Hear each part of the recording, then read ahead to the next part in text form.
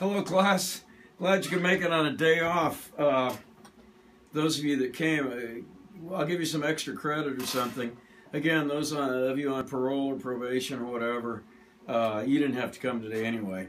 Anyway, we had a great vacation. We all went to the French Riviera, had a good time, went to the topless beach. Looked around there, and the gendarmes sort of ran us off for oogling the tourists a little bit, but that was good. And all in all, I think the plane ride was good. Emirates Airlines is always good, and they always give our school really, really fair treatment. Anyway, today's topic is going to be super salesman, the legend of the super salesman, and we've all known one. Some of us know more than one. Some of us know 2 or 3 of them. What is a super salesman? What do they do? What do they possess that us mortals don't? Do they have a hypnotic way of mesmerizing people and getting them to go along with what they say and what they suggest? Do they have key phrases that make people excited? Actually, that part is kind of true, but I'll get to that in a little while. What is it that makes a super salesman? Let's start out with what is not a super salesman. Okay? A super salesman that's a super liar is not a super salesman. He's a good liar.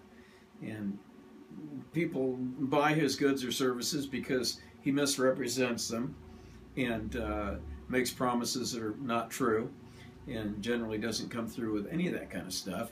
And so he's lied and he's got some sales, and it's like, we all say, oh, this guy could sell ice cubes to the Eskimos. He could sell lawnmowers in the Sahara Desert. And you've heard all those kinds of stories. Well, yes, you could sell ice cubes in the Arctic Circle if you promise people that put them in their gin and tonic that they'll live forever. That's a pretty good lie. You probably sell quite a few of them that way. That's not super selling. That's just super lying. And I guess there are some cultures where if you can lie convincingly enough, you're considered a good businessman. I don't think that's how we operate around these parts. And I definitely don't think the Department of Real Estate views it quite like that. But what does make a super salesman, and why are they super?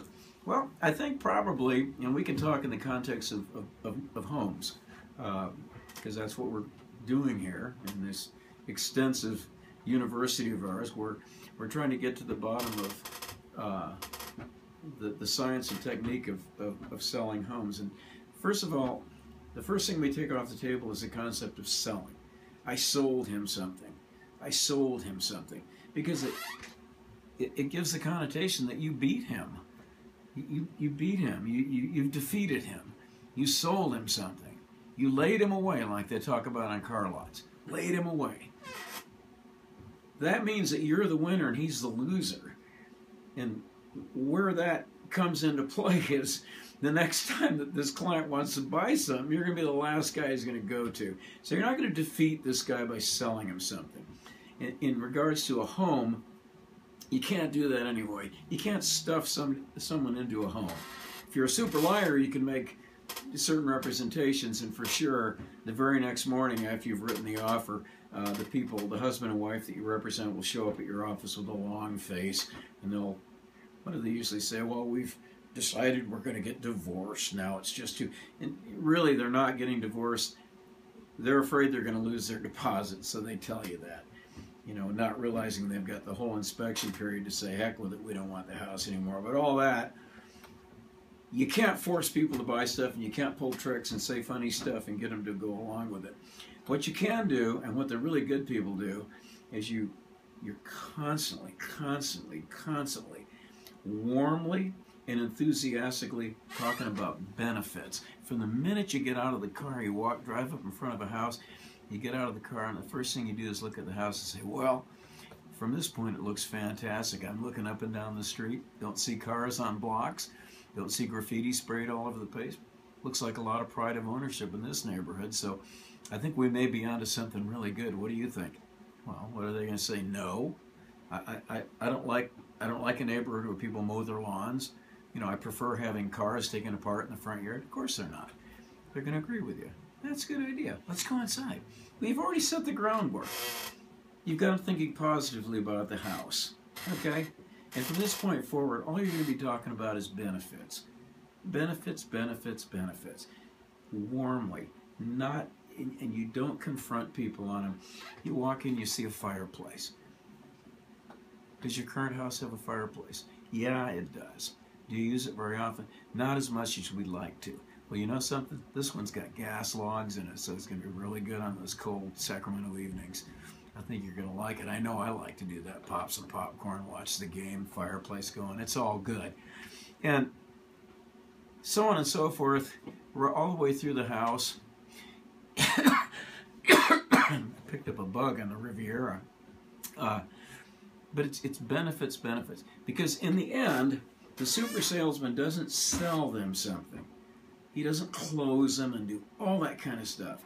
He simply sets up a situation where he can react to their responses. And that sounds a little redundant.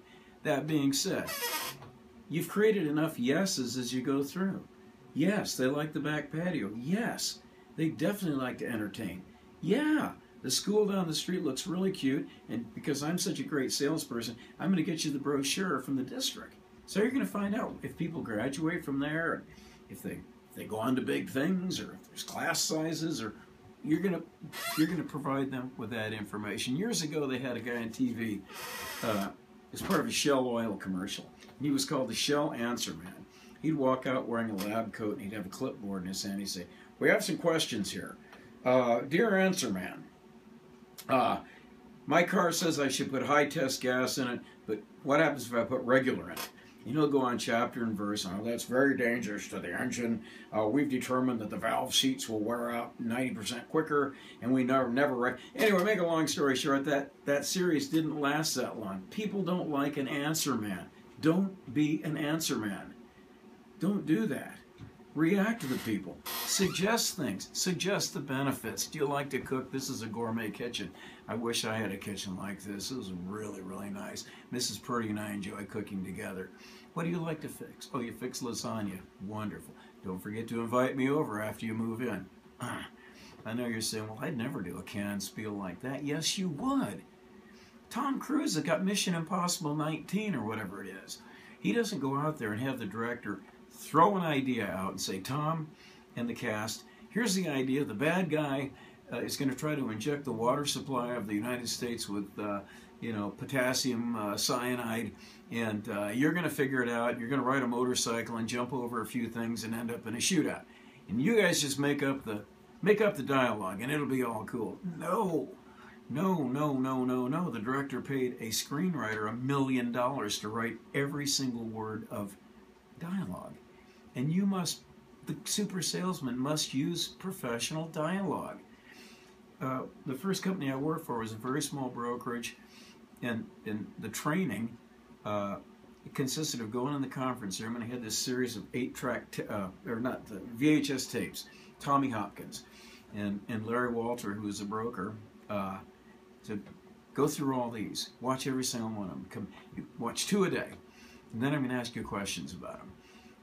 And by and large, it was pretty good material. But one thing Tommy talked about and still talks about, he's still out there on the circuit, is avoiding certain deadly deal-killing words, or trying to be the Shell Answer Man. None of that stuff works. Again, there's a whole list of them. You can find them any place in these sales training courses, but you don't sign the contract. You endorse the paperwork. You approve the paperwork. All this kind of stuff. That's not super selling or super lying. That's just avoiding terms that people associate with a negative situation. You never sign a contract, but you endorse the paperwork and so on. I got all that stuff, and that was my sales training, answering the phone, and all this type of stuff. So a super salesman, I would think, has a way of getting people involved in the property, reading their interest, feeding off their enthusiasm with your own enthusiasm. But it's benefits. I love a large family room. Do you like to entertain? Well, no, we don't. We're very religious. Good, because I don't like to entertain much either. I like my family room for watching TV. Okay, fair enough. Back patio. Isn't it going to be great sitting out here, cooking some steaks on barbecue? Well, we're vegetarians. Okay, well, you can put beans on there. You get the drift. Benefits. Got the little kids in the school down there. Eventually, After you provided the benefits, they might say to you, what would our payment be on a house like this? Well, if you're brain dead, you don't realize, but they've just moved into the house, and they want you to show them how to proceed from that point forward, so that they can make that house their home. But again, and I stress this over and over again, there's a super liar. That's not a super salesman. The shell answer man, he's not a super salesman. Here's something that makes a super salesman. This is a pipeline. This is a pipeline of business. This is your pipeline. This is your business. You notice how it's tapered. It looks an awful lot like a funnel that you might put oil on the car. I think it was at one time. But this is a pipeline of business. This funnel has to be stuffed full, jam-packed full of strangers. Strangers that you want to do business with. Strangers that you met on a train. Strangers you met at a party. Strangers that called you off a sign. People you don't know. This has to be full, because this end is huge, this end is tiny. To keep a little flow coming out of here, this has to be jam-packed at all times. So you got to work on your advertising, your promotion, your phone calls, whatever it is you do, your social media, to get people in contact with you. Jam full, nice stream. Does not include friends, family, and referrals. Those are over here. Like Alec Baldwin said in Glengarry Glen Ross, these are golden. This is your bread and butter right here. It must be worked every single day, and it must be full of business. These are the golden ones. These are the friends, the relatives, the referrals, the good friends, and so forth. These are the people that are special to you, that you have a relationship with. These are strangers. This is full of strangers. And out the bottom comes a nice steady flow. Meanwhile, you're over here making money from these people and helping them find homes too. So another super salesman, super pipeline. Got to keep that sucker full at all times. That's going to do it for today. This is my concept of what qualities are most important in a person that's going to go out and try to sell something. Again, you can't sell somebody something. You can guide them into making the decision and asking you, how can we have this home? And that's a very, very important distinction to make in our business. I'm going to turn this thing off now. I don't have a cameraman anymore.